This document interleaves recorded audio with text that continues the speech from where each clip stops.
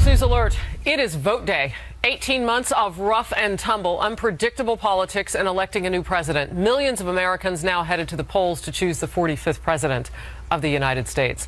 Candidates Donald Trump and Hillary Clinton cast their votes earlier today, just hours after making their final pitches to the American people. This is an excited Outnumbered. I'm Harris Faulkner, here today, Sandra Smith. Co-host of After the Bell on Fox Business, Melissa Francis. I voted. You That's your sticker. Democratic strategist Julie Roginski. Today's hashtag, One Lucky Guy. And we are so glad to have him with us all the time, but especially today. Fox News chief political anchor and anchor of Special Report, Bret Baier. You are co-anchoring our election coverage tonight. And I am just amazed that you're awake and you're ready to go because you were already up late last night. Fired up and ready to go. Yeah, look at you. We're ready to go. Can you believe that 595 days ago, Senator Ted Cruz was the first one in the race? Yeah. Wow. 595 days, and Liberty. here we are. And we all still look so young. After all that, thank you for being here. It's great to be here. You ready to rock and roll? Let's do it. Let's do it. We are just hours away from knowing the results from the only polls that matter, the ones with the voting booths.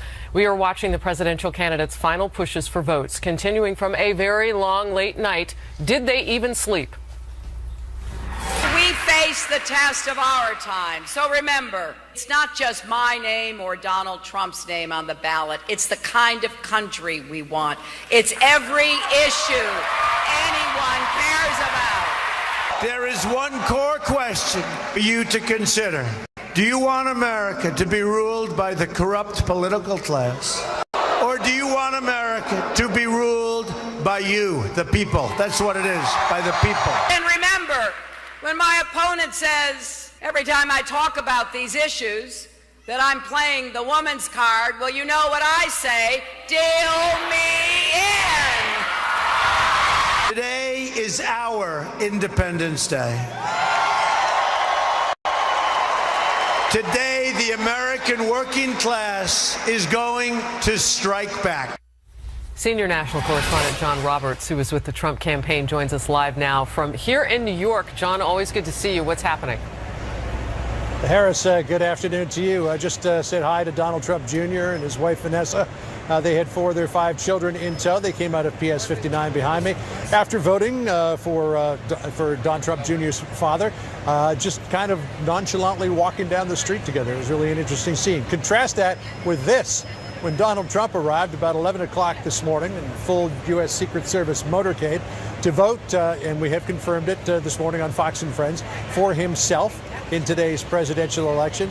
Went inside to PS 59. I heard that maybe he might have bought a cookie on his way in because apparently they were selling some baked goods, and then cast his vote. Wife Melania was with him, daughter Ivanka, and his son-in-law Jared Kushner. Donald Trump briefly talked to the pool as well about today. Listen. Did you vote? What a fiasco, but we did. Thank you. Thank you. Trump, what are you hearing about early returns so far from your team? Very good. Very good? Everything's very good. Any states in particular? Just very good, generally speaking. Well, there aren't any early returns from anywhere but the very upper part of New Hampshire, Dixville, Notch, Hart's location, that area. In the overall, Donald Trump came out ahead, but we don't know what the overall vote is going to be in New Hampshire. Certainly the outcome here in New York City is not in question. It'll go Democratic, even though Donald Trump was talking early in the campaign about trying to put New York State in play. But there are plenty of other places across the country that are in play. Donald Trump visited 10 states, 14 events over the 72 hours leading up to this election, finishing off last night at about 1 o'clock in the morning in Grand Rapids, Michigan, a state where his campaign says the numbers are tightening, though that would seem to go against what we've been seeing in the public polling. There's no question, though, Harris, that he has got a very narrow path to 270. I mean, a quick calculation, if he wins everything that Mitt Romney won in 2012, and he adds in there the state of Nevada, Iowa, Ohio, Florida, New Hampshire, and the 2nd Congressional District in Maine, that will take him to 270 votes. He also hopes to play in Michigan, maybe Minnesota and Virginia, but neither one of those would be deemed highly likely for him at this point. Harris? All right, John Roberts, I wonder what kind of cookie it was, in fact. We'll have to find out. I'm kidding. We'll try to confirm. Okay. Thank you. Now let's go to the Democratic nominee. As I mentioned, Hillary Clinton also voted earlier today, just hours after she made her final pitch to voters. For more on Team Clinton, let's bring in senior political correspondent Mike Emanuel live in Hillary's hometown of Chappaqua, New York. Hi, Mike. Harris, good afternoon. The campaign visits to battleground states are now over, and Hillary Clinton is now working with her team on two speeches. One if she wins, the other if she loses, based on the outcome. Clinton and her husband, former President Bill Clinton, created quite a stir at the local elementary school when they went to vote first thing this morning. She was swarmed by neighbors and supporters wishing her well. A senior Clinton aide tells me there's a sense of relief that after this long, bruising campaign, they are at the light at the end of the tunnel. And the Clinton team feels like with her out campaigning until arriving home around 4 this morning, she gave it everything she had. After voting, Clinton reflected briefly on this historic moment. It is the most humbling feeling, Dan, because, I know how much responsibility goes with this, and so many people are counting on the outcome of this election. After voting, Clinton also called into radio stations in some strategic places, for example, Florida, North Carolina, and Michigan. She called a Charlotte radio station and spoke briefly about North Carolina's controversial bathroom law. I feel like in your state right now, people are saying, hey, we want to get back to being the model. We don't want to be known for discrimination and some of these, unfair and untrue feelings about us. We want to lead the country again in all kinds of ways. And I think that's what North Carolina should be doing. So, yeah, I love being there, and I look forward to coming back in the future. In a few hours, Clinton is expected to leave her Chappaqua home to head for a New York City hotel. Bottom line, she wants to watch returns there, finish up those speeches. And sorry about the traffic, Harris. Oh, no, I was actually focused on the gazebo behind you. It looks so idyllic. It's good to see you. Beautiful town. It is. Thank you very much. Punishing travel schedule. Brett, does any of it really make a difference on this last day with voters? Well, it does, especially in the two states that we saw them travel to yesterday, Michigan and Pennsylvania. There's very limited early voting. There's absentee voting, but there's not like an early voting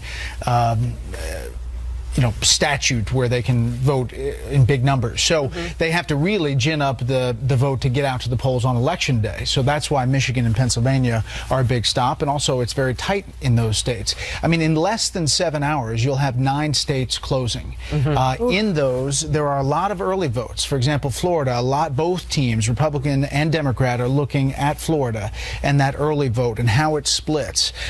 You have some 43 million people who have voted early, the most we have ever seen. Yeah. And maybe 130 million will vote in this election. So that's so fascinating because when you talk about how late the night may go, at least for those first 8 or 9 states, we could know relatively early what the projections are. Well, if it's very tight, we're not going to be able to make a call until the raw vote total starts on the flowing total. In on the total. Right. But when you get the early vote plus the exit polls, our decision desk is going to be able to make a kind of a modeled prediction of where the state may be headed. What's Brett Baer watching? What is going to be the big state for you to watch tonight? Well, I'm going to watch Florida. I'm going to watch North Carolina, and then I'm going to watch Michigan. And I think that those 3 states will tell a big story about where things are going.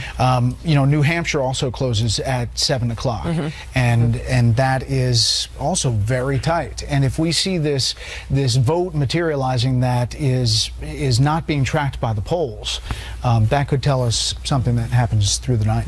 Can I just say, it is an exciting day. I went and voted this morning with my family. I took my son. It was exhilarating. This has been a bruising battle, and I think everybody out there knows that. But it was so refreshing to go and cast that ballot. It reminded us why this country is great. And after all this, when I looked around, why we can come together after it. Please go vote. I mean, it really, it refreshed my spirit. Well, it is and so send true those about pictures. that. Selfies, right? I did. I sent mine. Fox News 2016, hashtag that, and we might be able to see you or Megan put it on the air tonight. But you bring up such a beautiful point. I mean, it is actually going to be a brain stretch, Julie, to imagine how we all come together. So if we can practice democracy together and not ask each other, what did you do or why did you do it, and just kind of get through the day, maybe that's a good start. You know, can I just say that there are people all over the world that literally die for the privilege that all of us have to go vote. That's right. That's right. People who have died in this country for that privilege. Exactly right. And John Lewis, actually, a congressman, one of the great civil rights leaders of our time, sent out a tweet basically saying that there are people who died for the privilege to vote. So I don't care who you're voting for, as Melissa said. It's so important to exercise that franchise. You have women who 100 years ago were not able to vote, African Americans who couldn't vote, all sorts of people who now have the franchise. Just vote. It doesn't matter who you vote for. Just come out and do it, because as somebody who comes from a country where you were not able to do that freely, it was not an option. Trust me. Yeah. This is a privilege that people all over the world would die for. Absolutely. So it's a wonderful coming together here, but I would imagine that is not how the candidates feel at all. Well, and we wonder if we're going to have that coming together moment tonight. Once we know who wins this election, right now we know that the candidates are preparing speeches for either way, a win or a loss. I mean, what do you expect based on either one of them? I mean, really, you can't say either one would be a surprise at this point because the polling has been so tight. Yeah, I'm optimistic that no matter what happens, the other candidate is going to be magnanimous, unless, there are some major problems. Just historically, voter fraud has not been a big problem nationwide. We have a team that is going to follow up on all the reports tonight, if there are any, to run them down. James Rosen and a team of producers are going to fact check things and try to get to the facts. But it historically has not been a big issue. So I think the hope is that whatever happens, the speeches are going to be magnanimous about coming together and the peaceful transition of power. Yesterday we showed the images of the inauguration stands being created outside the White House. Wow. Yeah. I mean, that gives you a sense that this thing is real. Somebody's going to be president. January 20th. And then we have to get beyond today. That's right. Oh, glad to have you. Chilling. Thank you for being here. All right, we'll move on.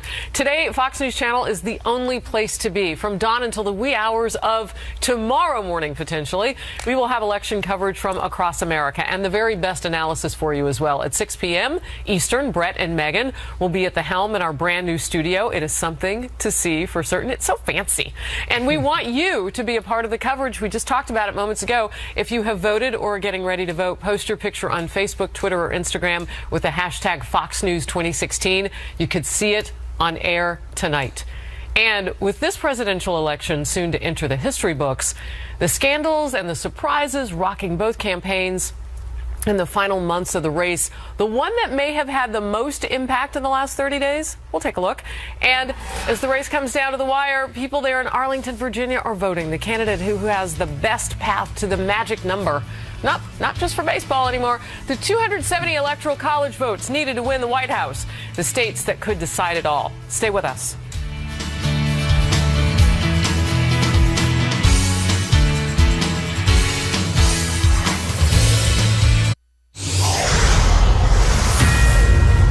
News alert, we are just hours away now from the first polls closing as millions of Americans casting their ballots for their new president. And as we come down to the wire, who has the best path to the 270 electoral votes needed to win?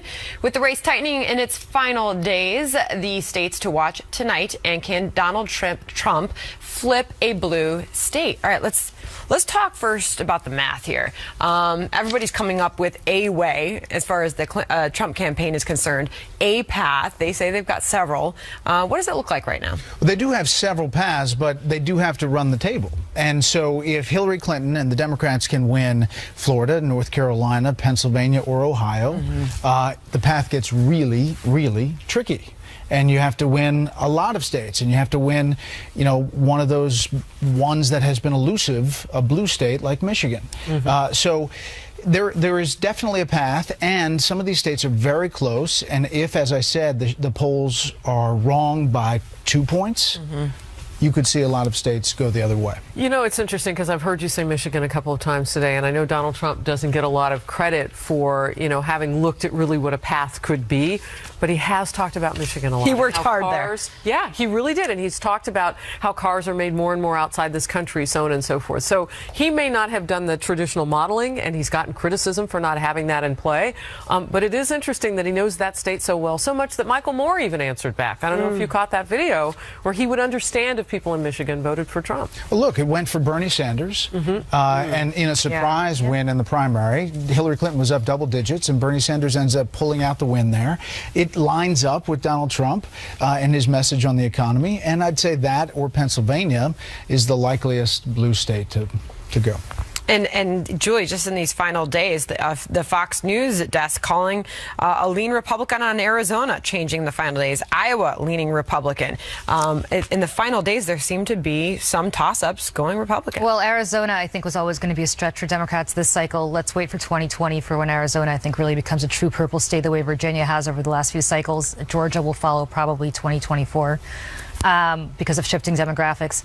Iowa is, to me, the state that he's most likely to flip from what Obama did 4 years ago to Republican. Iowa seems to be trending very much in his direction, which is helpful to him. I'm skeptical, Brett, about Pennsylvania tremendously. No, I agree. It's been elusive for every Republican. Since 88. I'm skeptical about Michigan for the same reasons, same similar demographics. I think cities like Flint, cities like Detroit will carry her over the top.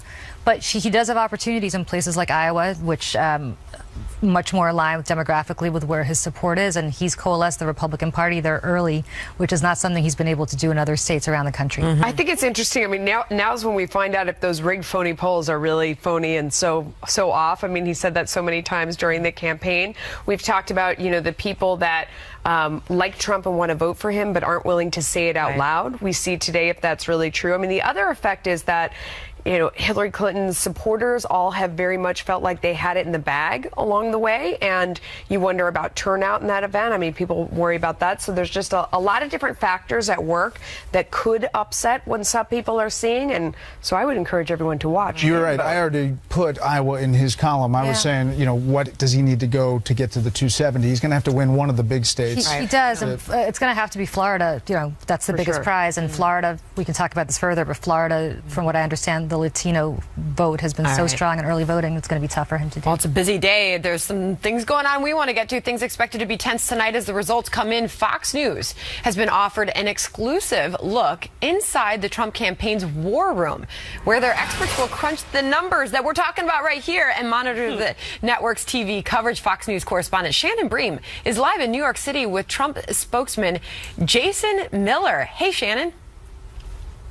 Hey, Sandra. Yeah, this is an exclusive look inside. This is where people are monitoring what goes on. They've got a fast response team from media. We got a sneak peek inside the room where they're crunching the numbers and keeping an eye on the legal issues as well. Jason Miller is here with us. How are you feeling going into this final day? We're feeling good. So here you're inside the war room, the campaign's war room, where we're tracking the media 24/7. We have our TVs. We have people tracking social media and the computers. And then one level below us is where we have our data center. We're tracking the precinct by precinct returns all around the country. We're feeling good. We're seeing good things in North Carolina and in Michigan and in Florida this morning, tracking everything. It's early. Everyone, it's their long lines, short lines, rain, no rain. We're watching everything. And listen, people are obviously working very hard. They're very quiet for us while we're in here right now, but they are working really hard to keep an eye on things. You've been at this for well over a year at this point. You come down to this final decision today. I understand Mr. Trump was here earlier and kind of rallying the troops. How is everybody feeling going into that final stretch? I think inspired, energetic. I think we're feeling good about tonight. When Mr. Trump came through a little bit ago, everyone greeted him with a standing applause right after he had voted. I feel like we're really at the verge of something historic here. Okay. Now, we did get a look at the numbers crunchers, the legal teams, but I got to show people, we should show them something else here. This is what's powering the team. Check out these. We're trying to think of another name for them besides donuts, because these things are like a meal. They've got things inside. There are multiple layers to them. How important is the sugar and the carb? It's important, and I really like that one, and then that one and that one were really good also. Oh, and by the way, if you'll look behind us, you could see Sean Spicer is here from the RNC. Wave, Sean, as they coordinate, and we don't know how many donuts he's had. I'm not going to attribute any donuts to him, but he is here as the team works together with the party. And by the way, we're going to go over to Hillary Clinton's headquarters as well and give you an inside look there. In the meantime, wishing everyone the best as you work hard and the teams on both sides have a big fight, and we find out tonight what the American people think. Thanks, Jason. We're feeling good. Thank you. All right, back to you guys. All right, Shannon Bream, a live look inside Donald Trump's war room on Election Day with some tasty treats. I wanted much needed, I'm sure. Shannon, thank you. Well, it was a race filled with controversies and October surprises, that's for sure. So as Americans head to the polls today, will any of those scandals stick to the candidates? And which ones had the biggest impact? Plus, a lot more is at stake in this election than just the presidency, control of Congress. Also hanging in the balance, we'll take a look at the down ballot races that could shake up Washington.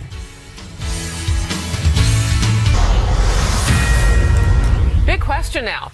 As millions of Americans are making their way to the polls, which 2016 controversy had the biggest impact with voters? What did you find that resonated? On the final day of her campaign, Hillary Clinton still dealing with her email scandal, commenting for the first time since the FBI cleared her in its renewed probe, second time.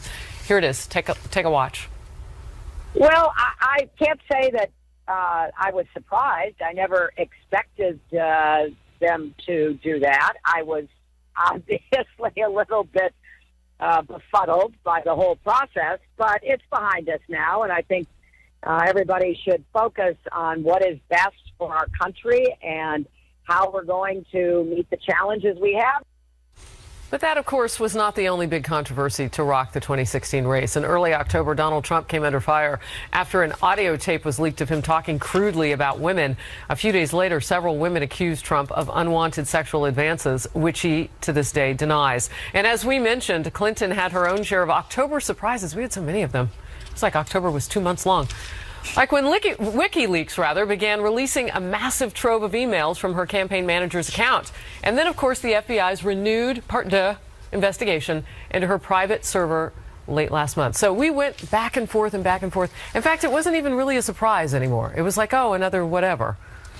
I think if you look at the polls, the biggest things that shifted everything were that Access Hollywood tape that changed the dynamic of the race. There was a focus on women, and there was a focus, I mean, it changed the whole race, really, and the polls shifted dramatically.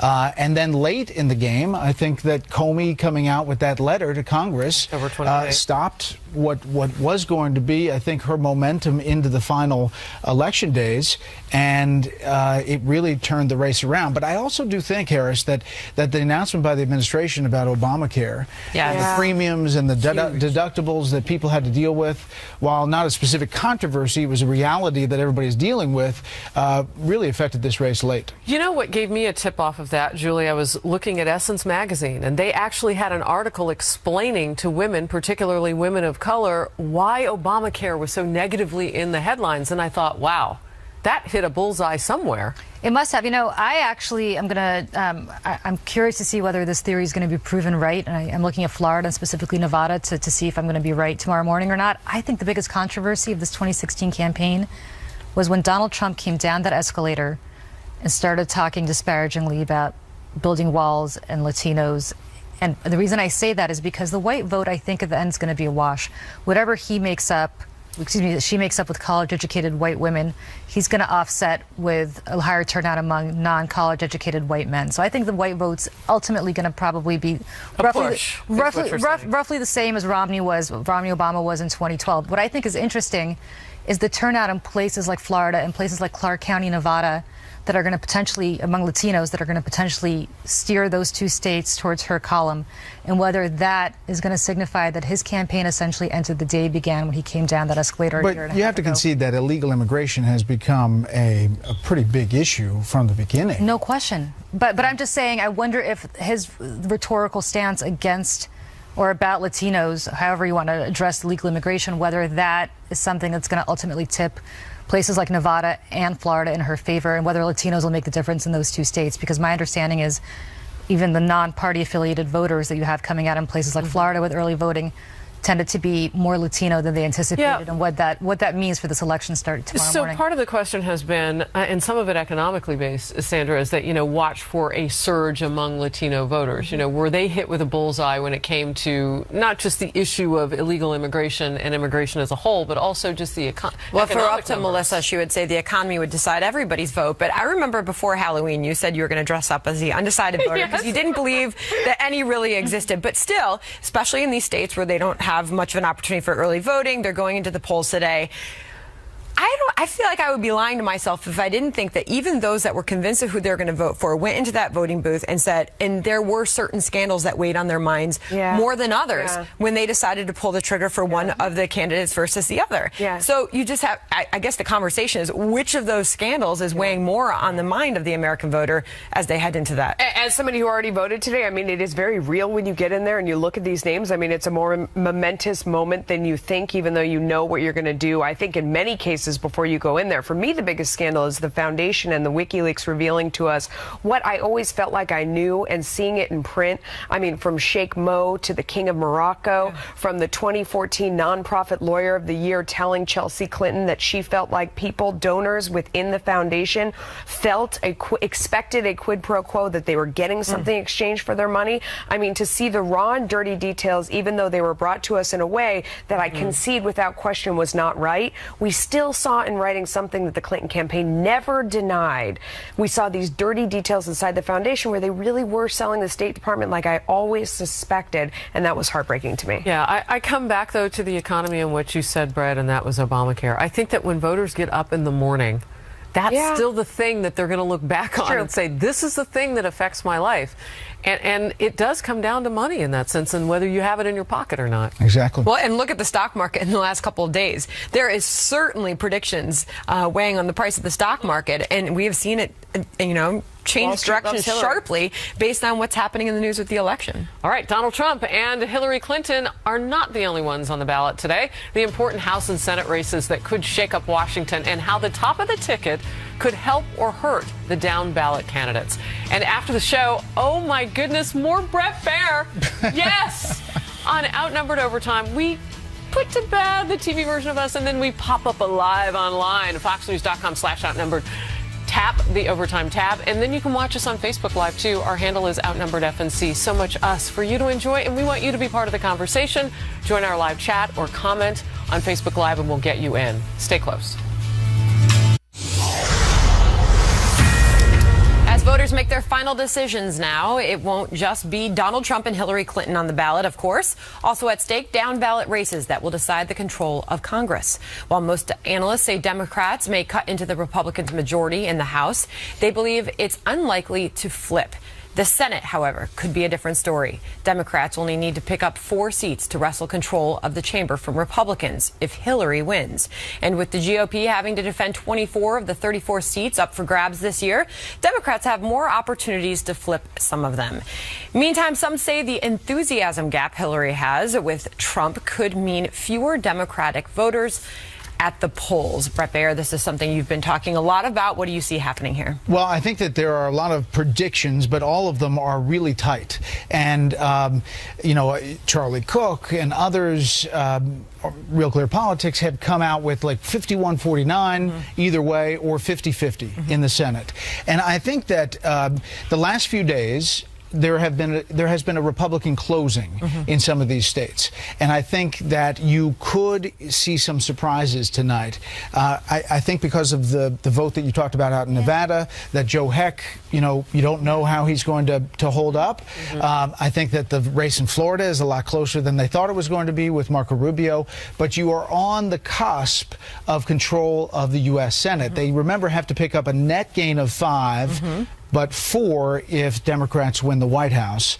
And as you look at the map, it is right on that line. You seem to be nodding and agreeing with most of what Brett's saying. 100%. I mean, what's interesting here is you had senators, a lot of them incumbent senators, people like Rob Portman, who run completely non-coordinated campaign operations from the top of the ticket, which is traditionally something you rarely ever see. And so Brett, you raised a very good point, which is the Democrats have a superior ground game. They have a much superior modeling game, which I've talked about repeatedly on the couch.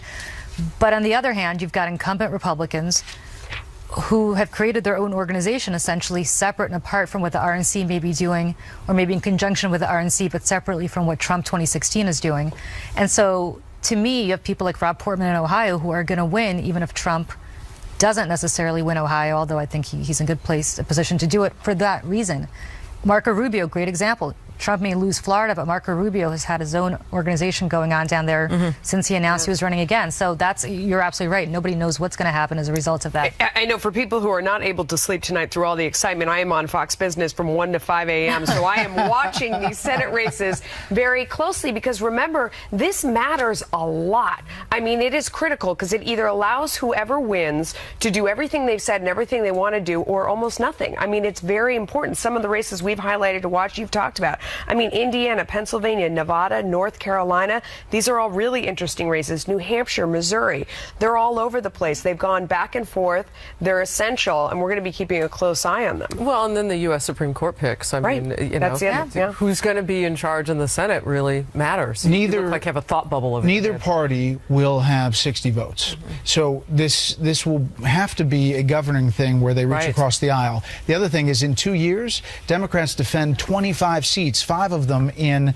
states that are reddish. So you are going to have a scenario where at least 5 senators are going to be careful about how they're reacting to, they couldn't go to a Bernie Sanders type legislative agenda if they want to get reelected in those states. So, in other words, in 2 years, this whole thing could flip around again. Wow. You want me to scare you? You want me to scare you on our way out? Oh, no. Nuclear option. Because that may happen with the Supreme Court. If she gets elected and people like John McCain say we're not going to appoint a Supreme Court justice under her, you may finally see the nuclear option being exercised in ways, and that's she wouldn't get anything else done. That would set off World War III. That's why they call it the nuclear I can't believe this is it. This is the big day.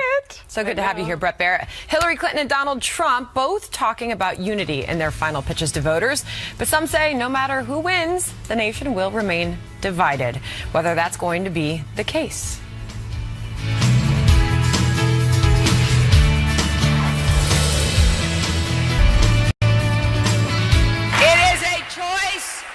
Between division or unity. We don't have to accept a dark and divisive vision for America. Tomorrow you can vote for a hopeful, inclusive, big-hearted America. We are fighting to bring us all together as Americans. We're living in a divided nation. We're living in a very divided nation. We're going to be brought together. Just imagine what our country could accomplish if we started working together as one people under one God, saluting one American flag. Well, 2 very different takes on unity from the candidates. Hillary Clinton claiming that she wants to heal a divided nation. Donald Trump suggesting that the divisiveness will only end if he wins. This, as some say, the nastiness of the campaign may not be gone after today. The Hill's Bob Cusack and Ian Swanson writing, quote, no matter who wins on Tuesday, half the country will be angry. If Donald Trump wins, Democrats will blame FBI Director Jim Comey. If Hillary Clinton wins, Trump and his supporters will likely blame the GOP establishment for not uniting behind him. You guys are all nodding. Go ahead, Julie. Well, so first of all, I don't think Democrats will blame Jim Comey. I think Democrats will blame themselves for not running a good campaign, or at least I would. Although I think she has run a good campaign, which is why I think ultimately she'll prevail. What is interesting to me is Democrats will probably go through the same thing to some extent that Republicans went through the last few years, which is, should we have nominated Bernie Sanders? Where's the direction of our party going? However, if Donald Trump loses, and they're right, you have Paul Ryan, whose head is going to be on a platter by some of these Trump supporters, not literally, so everybody has to calm down. But what happens to the Republican Party? I mean, ultimately, that's the tragedy of what's going to end up happening here, where you're not going to just have fights between Democrats and Republicans if she gets elected. You're going to have an explosive fight, especially in the House. Why is that a tragedy? Why is that a tragedy? Why is that only a Republican thing? Because I think you're wrong about that. I think that's going to be... If she gets elected? If it happens with either person getting elected, I think both these parties are going to have to take a look at themselves. I mean, we were on the floor with those Bernie Sanders supporters in Philly. They were crying. I mean, listen, when we just talked about the Senate, you're going to have... you'll have... potentially, if they win the Senate and they win the White House, Chuck Schumer, Bernie Sanders, and Elizabeth Warren. And they will have a narrow majority with a Democratic president who's trying to get something done. Now, you mean to tell me that there's not going to be a fight in the Democratic Party for the future and the ideology that leads forward the Democratic Party? It will be this kind of fight. It'll be a fight where Chuck Schumer is still going to be the Senate Majority Leader. It's not going to be a fight to replace Chuck Schumer with Elizabeth Warren, or it's not going to be to replace. It's not going to be an ideological fight, I guess is what I'm trying to say, in the way that a Republican fight would happen, where I think. Oh, I think you're wrong. Why do you think Debbie Wasserman Schultz fought so hard to make sure that Bernie didn't go forward? They didn't want to go that far. I don't think there's enough Bernie Sanders people in the Democratic caucus to have that happen. I don't know. I mean, Bernie Sanders has been grossly underestimated before. Not in the caucus. Despite the fact that we found out that he had a pact to not attack Hillary Clinton on different things. I mean, I think there are a lot of hurt feelings on both sides. We saw in the emails that he didn't really have a fair shake, and that's why Debbie Wasserman Schultz is out. And I think we've learned a lot of these things in this campaign. On the Republican side, Brett, I'd be interested in your perspective. I mean, you look at it, Democrats lost in 80, 84, and 88, and then took a step back and said, what is it that we're doing wrong? 3 times in a row. And from that, Bill Clinton emerged. Maybe something similar happens on the Republican side. I think it will be fascinating, to your point about the Republican Party. I do think that there is also a Democratic side to it. But, I asked Donald Trump in the last interview, what happens, if he doesn't win? And he's obviously confident that he can pull off a win today. But if he doesn't, does he go back to business, or does he lead a movement? And he said, well, maybe I'll tell you on November 9th, but I really feel like all of these people have followed me, and they really we could do something in the future. So is Donald Trump then the de facto leader of this party, or a populist party? Can you give us an idea of what you expect to happen if Hillary Clinton should win the election tonight? What happens with her investigations and Congress pushing forward to get more questions answered there? Will we see, Newt Gingrich said, tragically, we've drifted into an environment where if Hillary's elected, the criminal investigations will be endless. Well, listen, the Justice Department is saying that the email investigation, for their sense, is over. From what we're told, the Foundation investigation continues, and you listen to Jason Chaffetz and Trey Gowdy and others saying that they are going to continue forward with questions about these things. I do think that one thing we need to be careful of is that Donald Trump could shoot the gap today. We don't know until we see the exit polls what the electorate looks like. Absolutely. And I think it's very possible that some of these states that you think are going Democrat could shift 1 or 2 points. Absolutely. So as we talk about it. Yeah. Well, one thing's for sure. Tomorrow and the days going forward, we have a lot of issues facing this country. That's true. We have a lot. We have a lot to work on. And that note, so what will be tonight's big surprise? What do we need to watch for? And most importantly, how late do we have to stay up? Well, I'm staying up till 5 a.m. But for you, we're with you until Melissa. the final result comes in. That's right. Brett Baer with his predictions. Ooh. Up next. Ooh, I like that. You wear a special hat. He just found out. Deep breath. It's here. It's really here. And all day and into the wee hours of the morning, right here on FNC. This is the only place to be. All day coverage. And at 6 p.m. Eastern, Brett and Megyn take over. I'm sure that they will have plenty of coffee on hand. So be sure to stay with us as the votes come in and are tallied throughout the evening. And of course, your predictions. You don't have to tell us who you think is going to win the election. That's but good. What time do you think that the race will get called tonight? I'm not even going to give you that. What I'm going to tell you is that at 5:15 p.m. Eastern Time, we are going to get a download from the exit polls. And we have, as all the networks have in this consortium, they are enclosed and they don't come out until 5:15. Then we get the exit polls of these key states. Then the raw vote total, and as we mentioned, a lot of these states, 39 of them, have raw vote that will happen right when the polls close. So we get that data and the exit poll data, and our decision desk will be able to then calculate how these states may go. We're not going to make a call before we know it's a call. I can tell you this fun fact. In 2012, Fox News called Obama in the race at 11:18 p.m. Right, and if it's a big spread, that time is probably about right. If it is tight, you could be talking later into the evening, especially if we see some states that are really tight that go the other way, as I mentioned before. We might see a push of that timetable. There's a buzz in this building. There are so many people. I know. It's very everywhere. When you walk in here early this morning, you could just tell that our numbers are like triple. Real quickly, because I know we're going to talk about this more in Overtime, Outnumbered Overtime online momentarily, but I'm getting tweets from people who wonder, If they haven't voted yet and they're seeing the exit polling from the other coast, if it makes other people stay home, they worry about that. This is how we do it. Why? Well, we have done it this way for a long time, and we extrapolate where the vote's coming from and where it is.